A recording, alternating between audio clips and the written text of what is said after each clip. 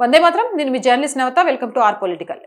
భారతీయ సంస్కృతిలో శుభప్రదమైన ఆచారంగా భావించే నీల విలక్కు అంటే దీప ప్రజ్వలన కార్యక్రమంలో పాల్గొన్న కేరళకు చెందిన ఇండియన్ యూనియన్ ముస్లిం లీగ్ తొలి మహిళ ఎమ్మెల్యే ఫాతిమా తహ్లియాపై కొన్ని ఇస్లామిక్ మత సంస్థలు అభ్యంతరం వ్యక్తం చేయడం చర్చానీయాంశంగా మారింది.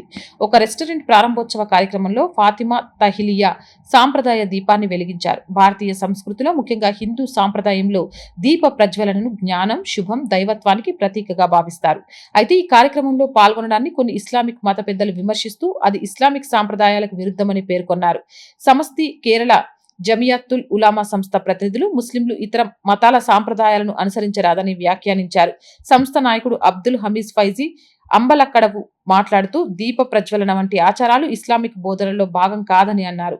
ఈ నేపథ్యంలో సామాజిక మాధ్యమాలలో పలువురు స్పందిస్తూ భారతీయ సంస్కృతి సాంప్రదాయాల్లో పాల్గొనడాన్ని మతపరమైన కోణంలో వ్యతిరేకించడం సరైన విధానం కాదని అభిప్రాయపడుతున్నారు.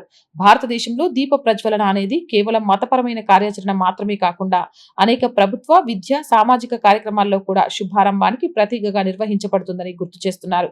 అయితే ఈ వివాదంపై ఎమ్మెల్యే ఫాతిమా తహ్లియా ఇప్పటి వరకు బహిరంగంగా స్పందించలేదు. మోర్ వీడియోస్ కోసం our group of channels, our voice, our political, our Samskruthi 3 channels ని వెంటనే సబ్స్క్రైబ్ చేయండి.